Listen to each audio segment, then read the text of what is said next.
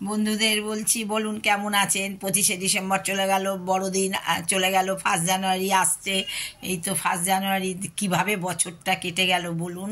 একটু টের পাওয়া গেল না একটা বছর কিভাবে চলে গেল। হ্যাঁ সত্যি, ভাবা যায় না জানেন কিভাবে বছর চলে। আর আমরা ছোটোবেলায় বছর যেতে চাইতো না।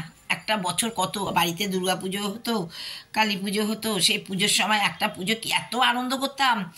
সে কতদিন পর যেন সে পুজো আসতো। আর এখন কিভাবে এই একটার পর একটা, একটার পর মানে ছুটে পালাচ্ছে। কিভাবে আমরাও যেন দিন দিন বুড়ো হয়ে যাচ্ছে। এই তো বুড়ো হয়ে একজন চলে গেল, তাকে তো কিছুতেই ভুলতে পারি না। সব কত কিছু তার জন্য করি, গান শুনি, তার প্রিয় গানগুলো শুনি আর ভাবি সত্যি সে, আমি দুজনে গান শুনতাম, বেড়াতাম। আমরা কি বেরিয়েছি দিদি, খুব বেড়াতাম। ছেলে তো থাকতো না, ছেলে তো সে তো 5 সাল থেকে আমেরিকা, তারপরে লন্ডনে আসলো।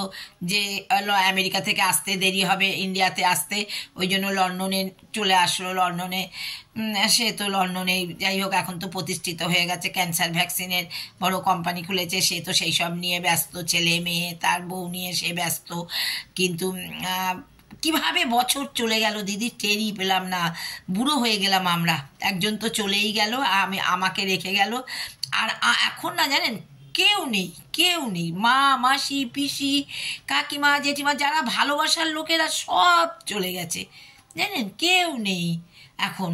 কি একটা পরিস্থিতির মধ্যে, মানে আমি আমি একা, জনশূন্য। আমি একা, তা চলি, আমি বাড়ি থাকি না, আমি ঘুরে বেড়াই, আমি বেরিয়ে যাই। আর তো আমাদের এখানে মেলা হচ্ছে, আমাদের এখানে পৌষ মাসে 1 মাস মেলা হয়, ভীষণ ভিড়, লোকজন আসছে যাচ্ছে। হ্যাঁ দেখছি, হ্যাঁ বিকেলবেলা হলে পরে লাইট টাইট দেখা। আর আমার বাড়ির দরজার গোড়াটা এমনই একটা জায়গায়, আমার বাড়িটা, ফ্ল্যাটটা, মানে আমার একদম দরজার সামনেই সেই গ্যারেজ করেছে, সব অটো, ট্যাক্সি, হ্যাঁ সাইকেল, মোটর সাইকেল সব রাখছে, জমা রাখছে। সেই তারা হই হই চই চই হচ্ছে সারা। আমি তো দরজা জানলা খুলি না, ভয়ে মশা ঢুকবে। আর দ্বিতীয়ত কথা হচ্ছে যে দূরও ভাল লাগে না নিজের ঘরে।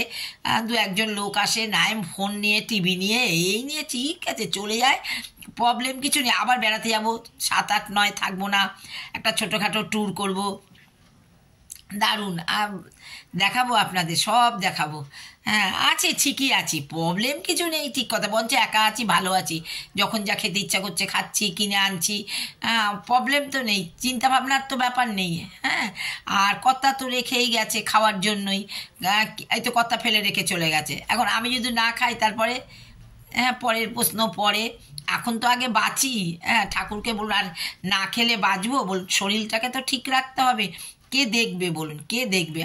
হ্যাঁ দেখার তো এখন লোকের অভাব না, তাও যাই হোক, আমার একটা মেয়েকে পেয়েছি, মেয়েটা আমার সত্যি তুলনাবিহীন, ভীষণ ভীষণ ভালো মেয়ে, মানে তুলনাবিহীন। হ্যাঁ আমি কালকে কি একটা কথা বলেছি, সেটাতে আমি বলছি যে আহ, এইসব কথা টথা আছে, তুমি সব দাদাকে দিয়ে দেবে, তুমি সব। আমি কাকে কি দেবো সেটা তো আমার ব্যাপার, তুই এত স্বপ্নতে মাথা গরম করিস কারণ না, আমরা গরিব মানুষ, তারপর দাদা কিছু করবে, তখন আমরা পারবো না ই করতে, আমাদের ঝুট ঝামেলার মধ্যে ফেলে রেখে যাবে না, হ্যানা ত্যানা ফ্যানা। আর সেটা তো আমার ব্যাপার, আমি কি করবো না করবো সে তো আমি। কোনো জিনিস নিতে চায় না। কাকুকে দেখেছি, দিদাকে দেখেছি, তোমাকেও দেখবো, তোমার কোনো চিন্তা নেই, তোমার সেরাম হলে এখন তো পায়খানা, বাথরুম সব দারুণ, রান্নাঘর ভালো করে নিয়েছে, চলে আসো এখানে আমার কাছে থাকো। আমি বলছি হ্যাঁ এটাই ঠিক বলেছিস, আমার এত বড় ফ্ল্যাট ফেলে রেখে এখন তোর কাছে গিয়ে থাকবো, এটাই ঠিক। হ্যাঁ তা সেই আসো আমার কাছে, আমার মেয়েদেরকে দেখো, আমার মেয়েদেরকে মানুষ করে দাও, তোর মেয়েদেরকে আমার বাড়ি পাঠিয়ে দে, আমি ওদের পড়াশোনা শিখিয়ে দেবো। হ্যাঁ তা আসে নাকি ঠাকুমা, দাদু, কাকা সবাই ভালোবাসে ওদেরকে। ওই যে 2 দিনের জন্য এসেছিল কাকা, তো সেই কে কবে আসবি দিদুনের বাড়ির থেকে, হ্যাঁ আরম্ভ করে দিয়েছে। তা মেয়েটা আমি সত্যি, মানে এত ভালো, ওর ওর স্বভাব চরিত্রের জন্যই ওকে ভালোবাসি। ওর ভীষণ, ওর কোনোটা নেওয়া খাওয়ার কোনো না যে আমাকে এটা দাও, আমাকে ওটা দাও, সেটা দাও, দেবে না কেন, কোনো ভুরুক্ষেপই নেই ওর। সব সময় তুমি দাদাকে দিয়ে দাও, দাদাকে দিয়ে দাও, এই। আমি সে তো আমার ব্যাপার, আমি কি করবো না করবো, কাকে দেবো সে তোকে, তোর এত চিন্তা করার তো কিছু নেই, আমি যা ভালো বুঝি করবো। এই রকম হচ্ছে ব্যাপার। হ্যাঁ আর চলছে গতানুগতিক, ঠিকই আছে। শরীর খারাপ হলে সঙ্গে সঙ্গে বরকে পাঠিয়ে দেয়। এখন তো বাচ্চাটা ছোট না, ওই জন্য নিজে সবসময় আসতে পারে না। বা দিতে পারে। আমি আমি বলেছি তো মেয়েদেরকে একটা মেয়েকে আমার কাছে দিয়ে রাখবি, আমি এখন করে কেটে খাচ্ছি, ঠিক আছে, এরপরে তুই একটা মেয়েকে দিয়ে রাখবি, ও আমার কাছে থেকে পড়াশোনা করবে, কলেজে যাবে, আমাকে দেখবে, আমার কাছে থাকবে। কেন আমি আমি কতদিন আর একা থাকতে পারবো জানি তো না, ঠাকুর জানে। ধপ করে নিয়ে চলে যায় তো বেঁচে যাব, কিন্তু ধপ করে যদি না নেয় তাহলে তো তখন তো চিন্তা ভাবনার ব্যাপার থাকবে। তো তা যাই হোক, আমি জ্ঞান তো অন্যায় করিনি, অন্যায়কে প্রশ্রয়ও দিইনি দিদি। আমি জানি আমি সেরম কিছু আমার হবে না, আমার ঠিক, আমি ঠিক ঠাকুর ঠাকুর করে আমি ঠিক আমার তার কাছে আমি চলে যেতে পারবো।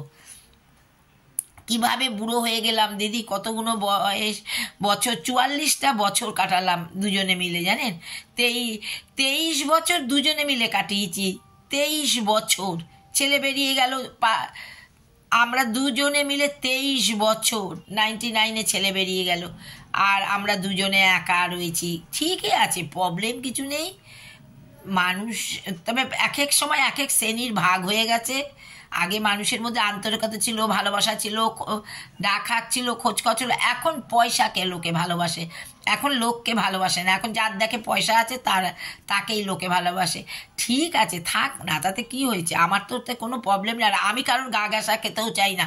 আমি অনেক কষ্ট করে স্ট্রাগল করে একটা জায়গায় গেছি দিদি, আমি খুব স্ট্রাগল করেছি দিদি, আপনাদের কি বলবো। একটা বোঝেন না, একটা মিডিওকার ছেলে বিদেশে যায়, তার বাবা মাকে কত কষ্ট করতে হয়, মাকে কত কষ্ট করতে হয়। আর আমি পড়াশোনা জানি না দেখে আমি সবসময় চেষ্টা ছিল আমার ছেলেকে একটা উচ্চশিক্ষিত করব। তা করেছি তো, উচ্চশিক্ষিত করেছি, বাড়ি করেছি, কি করিনি বলুন? রেলে চাকরি করেছে, প্রথমেই তো একেবারে 1 নম্বর থাকে না, তাকে ঘষে মেজে আস্তে আস্তে আস্তে আস্তে সে তবে বড় হয়েছে।